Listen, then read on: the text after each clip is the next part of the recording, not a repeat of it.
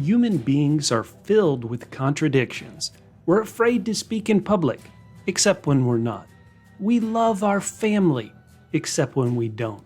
We speak in full sentences, except when I'm tripping, man. We're happy, we're sad, we're smiling, we're mad, we're alive, we're dead. Let's Solve the Afterparty Season 2, Episode 1, Aniq 2, the sequel. We'll be breaking down each episode for clues, suspects, and red herrings on the hunt to learn who killed Roxana the lizard. Oh yeah, and we'll probably learn who killed Edgar. Right, sure, I mean if we have to. Spoilers for Season 1 and the first episode of Season 2 of The Afterparty. If you haven't seen all 9 episodes, pause this video, watch both seasons, take a long hot shower, and come back ready to get into the clues. Use the timestamps below to jump to the topic or suspect you want to hear, and skip past the stuff you don't want to hear. Like maybe you don't want to hear this call for help. The Afterparty is dense. There are millions of clues and side puzzles. We need your help. If you see something, say something. Write down in the comments, hit that like button, let us know that we found a clue you like or you found a clue that we don't know about yet. And let's look at these confounding clues. Not the Snorer. What do we mean the killer is not the Snorer? Look at the reception table with the letters and see what they spell out if you watch the scene. N-O-T-T-H-E-S-N-O-R-E-R, not the Snorer. Now before we run down the suspects, let's look at what episode 1 taught us about our victims, Edgar and Roxana. And the big thing let's focus on is how did they get separated and how did they get back? Edgar specifically handed Roxana to Aniq. Aniq lost Roxana, and Edgar didn't have Roxana during the first dance with his bride. But when he returned to the reception, he had Roxana on his shoulder. How does one get a runaway lizard back? Edgar has all those crypto keys. How do you access that safe? The one time we see Edgar and Roxana take in the same item that could have been poisoned is when Edgar takes a sip of his champagne at the reception and then shares it with his pet lizard. Now let's look at our suspects in alphabetical order. First up, there's Aniq. There's no way Aniq is the killer, unless it's an accidental killing. Like separating Roxana from Edgar for too long maybe killed them. How does that work? Not exactly sure. Aniq does find the cufflinks on the table in Edgar's office. Let's save that knowledge for episode 2. FENG, the father of the bride. The odds of the killer being FENG are probably pretty low. We know he hates his brother ULYSSES. Why? Family drama. The one thing we know about FENG is his social media person Kyler has probably captured something important on his phone that we'll find out as the season moves along. Grace, the bride. According to her ex, Grace has hypoperfusion, which I had to Google to figure this out. It means it has a reduced amount of blood flow. Was Grace taking medication for this? Did she end up giving some to the groom? Grace keeps making tea cozies. She gave one to Aniq. She was making another one for Edgar.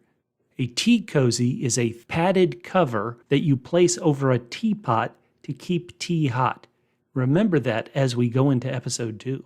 Hannah, the groom's sister, who wants everyone to know she's adopted. Her psychotropic plants probably made her mother talk gibberish at the reception and may have made her brother go crazy at the afterparty. Heck, they may have made this person streak.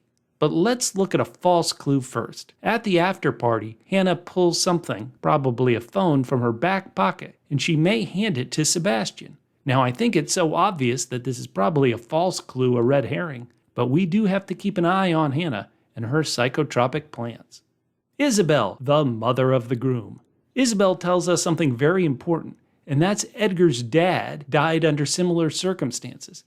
Who is Edgar's dad? Well, his dad was Alexander Minnows.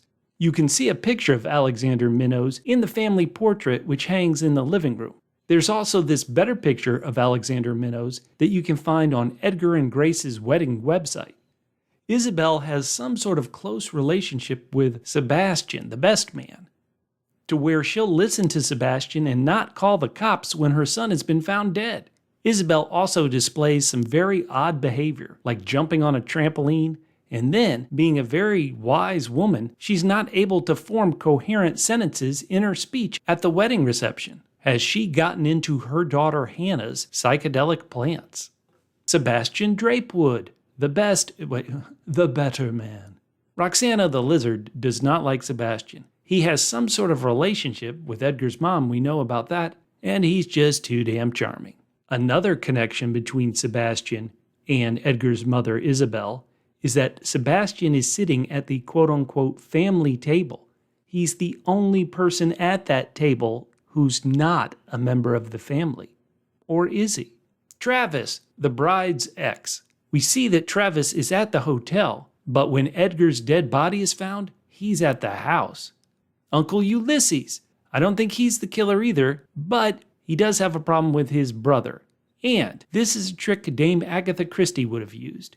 Ulysses would play a long recording of his voice while the shower is running, then sneak out of the window to do some misdeeds. And the police would have Aniq tell them, no, Ulysses, he never left the bathroom.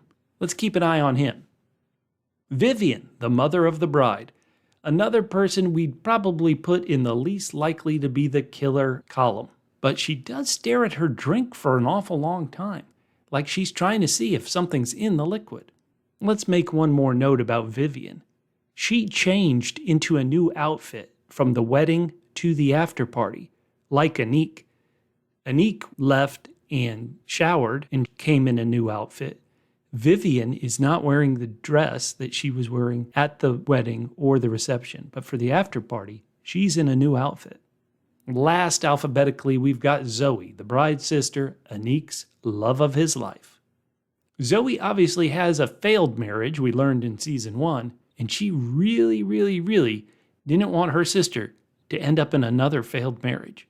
Now, I could be blind, but Zoe isn't at the after party, right? Where is she? Everybody else is there, but where is Zoe?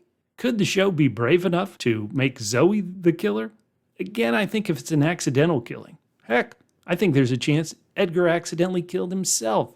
It's that type of season, and it's those type of clues we'll be looking for. What did you find? What do you think? Who do you think is the killer? Give us your thoughts and theories down in the comments. If you like this video, be sure to subscribe so you can follow us all season long as we hunt to find out who killed Edgar and Roxana.